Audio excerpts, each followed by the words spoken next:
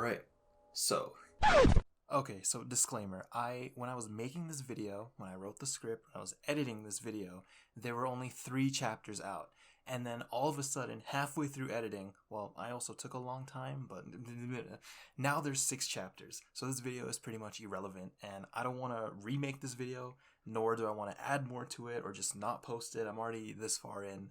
So if you're wondering why this video is not up to date, there you go.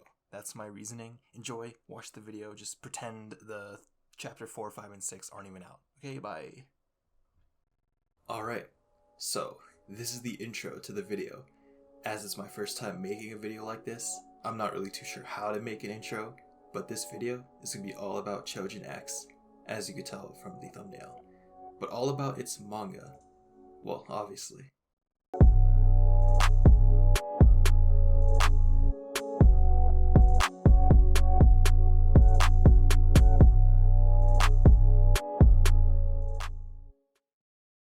Alright, so for those of you who don't know, Choujin X is a manga created by Sui Ishida, the man who also created Tokyo Ghoul, which has to be one of the most famous anime/manga, or manga/anime, ever made, regardless whether you think it's, good or not, or the first season was good and the rest was bad, or the manga was amazing and the anime was trash, whatever. And that's actually pretty much it. Without actually going into the manga, I bet there's probably some backstory or build up towards it. I didn't do much research, but yeah, that's what I guess you should know going into this manga, that it's made by the same guy who made Tokyo Ghoul. So anyways, so I read the first chapter for this manga a couple days after it initially released, and low-key forgot about it, but then re-stumbled upon it almost 2 months later. I kind of forgot what happened. And then when I was thinking about a new video to make, luckily, since I found out that 2 more chapters were released, I was like, hey, you know that rule where it's you gotta watch at least 3 episodes of an anime or more before deciding whether to continue it or drop it? Well, hey, I was thinking of a new video. 3 chapters just came out of this manga I previously read. Why not, give it another shot, make a video out of that. You see what I'm doing? See the catch my drift? You know what I'm saying? So my initial response or impressions of the manga after just reading the first chapter, it wasn't really amazing, but remember, this was just off the first chapter that I quickly read, okay? So, and I obviously could be 100% wrong, and if you keep watching the video, you might find out. But yeah, I thought the series was going to be a bit more I was expecting it to be more seinen, but I felt it was more shonen. And I don't know why, I don't remember, that's what I wrote down, so yeah. The art, however, still reminds me very much of Tokyo Ghoul though. It is very nice, very sadistic almost, it's very cool. I cannot wait to see the watercoloring covers like they had for Tokyo Ghoul's manga, because those went hard. Went off, and they were hard AF. Those covers, I need to get posters of those because those are amazing, and I really hope if this manga continues, they get those watercolored volume covers again, because they're just amazing. And yeah, so that's pretty much it, and without further delay, I think we should run through the first chapter together, and I'll let you know what I think, kind of run through the main kind of cool bruh moments that happen, and I won't do a full summary and show everything because of, but I instead highly recommend you go read the manga for yourself if you get a chance, and then come back to this video, or at least read it eventually. I myself, as of writing the script, was able to read all 3 chapters free and legally on the official Viz Media website, which is pretty PogChamp, Wholesome 100, etc, etc. So I hope it's still available for you when you check out this video. Hopefully maybe more chapters are available for free, but get them while they're free. The first 3 chapters, go and read that. Go now, pause the video, go read it. Alright, here's the first chapter. Hey dog, you get some ice cream? Only a spoonful.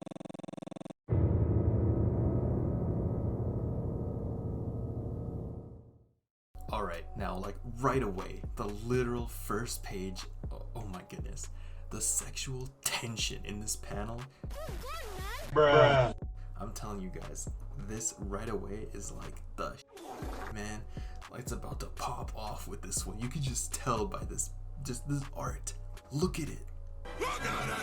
Now, brushing over the scene in the plane, I noticed the use of the word beautiful and elegant in relation to just the absolute madness this man is doing on a commercial flight. Like, villains who are obsessed with this are either like hard AF, like Hisoka, literally and figuratively, or just weird, which I guess also like Hisoka. Alright, and here's our main protagonist, Tokyo Kurohara. Get it? Lol. Tokyo, as in like Tokyo, as in like Tokyo Ghoul. And here's our second protagonist, Azuma Higashi. And sorry for mispronouncing these names if I did, but anyway, this gentleman, he acts like the city's vigilante, who, okay, also reminds me of Hide from Tokyo Ghoul. I know, but I'm getting the vibe that this dude is definitely gonna have like a fatal end, and Tokyo is gonna like go beast mode or have like some wicked scene, just like in Tokyo Ghoul. Get it? Lol. Alright, and the setting takes place in Yamato Prefecture. It's almost like a post-apocalyptic, kind of looks like Akira, but I haven't read or seen Akira. And the place is where choujin, aka ghouls, are seen as the no-goodniks who have incredible strength, run amok in this fair city, and yeah. So that thing about Tokyo being a vulture, that's 100% foreshadowing for something, and I love when manga and anime do this, they hint at stuff, and I'm pretty sure that's what must have been the creature in the very first page of this chapter. Alright, so let's just jump right into the fight scene, because earlier in the chapter, Azuma, beat up these street punks who were like harassing this lady. Well, now they're here to take their revenge on Azuma for beating them up in the first place, and they took some serum, at least the one dude did, and now he became a Flexi Choujin, and he's out for his revenge. And first off, okay, this art, I take it back. It does not remind me of Shonen anymore. I was completely wrong. And the scene before Tokyo and Azuma take their serum, like holy moly. Now this is gonna go crazy, I can tell. I feel like one of them's gonna die. Probably not, but it's gonna go crazy. Damn. It looks like Tokyo transformed into a buzzard. Get it? The foreshadowing? It came true. And it doesn't, we don't know what's gonna happen to Azuma. It looks like he's still going through it. And just what a way to end this chapter. It was suspense, just really gritty.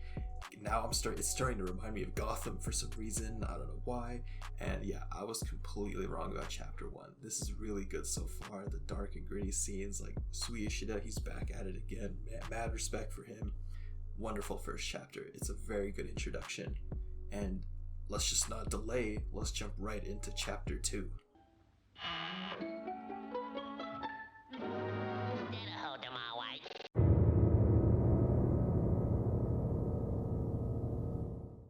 So it looks like that little girl from the plane survived, which is cool, I guess. I don't really know how she fits into the story just yet. But anyway, that whole scene where she's being chased by the flame finger dude was just like, for a moment. I think it was supposed to be like a comedic break from the end of the last chapter, which is pretty nice. But what was up with those goat people? Lol. Okay, and just like, what is going on here? Like, now all of a sudden this girl is just like him, the flame finger dude. And that panel, again, another certified bruh moment. And after all that, after the big chase, whatever, farm girl and her choujin dad have a huge fight, etc. And then now the Crimson Chin arrives to save her and be her husbando. Speaking of this Crimson Chin dude, he seems to be the prefecture's choujin protector, assuming he hunts ghouls. Choujin, kind of like I forget his name, but they were the duo from Tokyo Ghoul season 1. I'll put a picture right here of these two dudes. That's what this dude, the Crimson Chin, reminds me of. And after all this big chase with the farm girl and the choujin protector, we get a new character and the chapter just ends. We just see Tokyo in the shower still looking like Big Bird. Like, what happened? Did I miss something? How'd he get home? Where's Azuma? Like, I went back and checked. Like, did I miss a few pages? No, it's just this. So I'm assuming chapter 3 is going to show what happened during the farm girl's whole chase and the ends of Tokyo and Azuma's fight. So that's probably gonna be chapter 3. Like I just said, I'm repeating myself.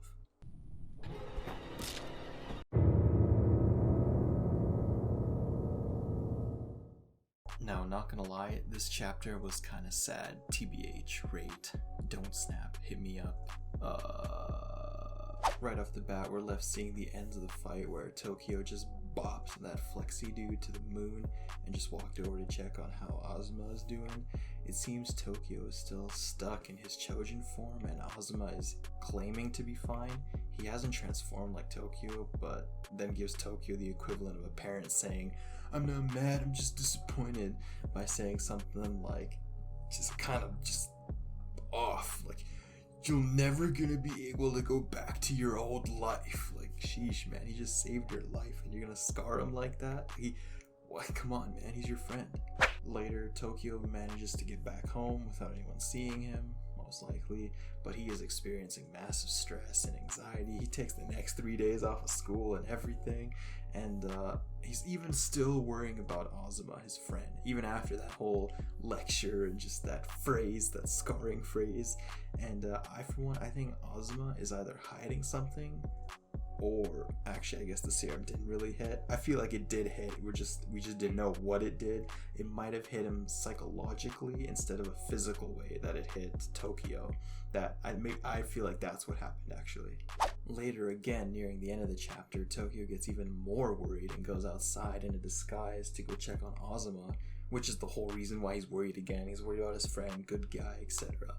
Which, I forgot to mention, I think in the previous chapter they said that Azuma's dad is like the chief of police or some shit like that, but maybe that's why Azuma's acting weird after what he said to Tokyo, like, "You're never gonna get your life back," and now Azuma's even stressing about that. And you know what could be even more insane is, what if his dad is that husbando that's like with the farm girl, the choujin protector, you know, Crimson Chin guy. Yeah, Crimson Chin guy.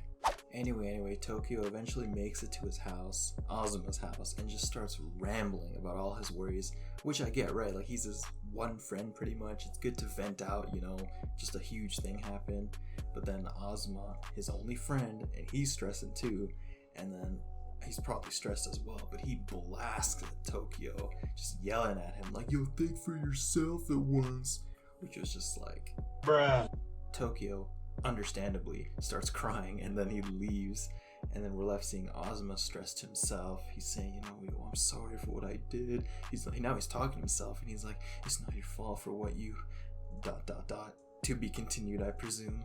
Finally, the chapter fully ends with the Flexi Choujin from, you know, that rocket punch to the moon. He's revealed as being alive still, maybe barely, but the masked man from earlier arrives, the one who gave him the serum in the first place, asking, "Yo, where's the other 2 syringes, dog?" You know, the ones that Tokyo and Azuma took.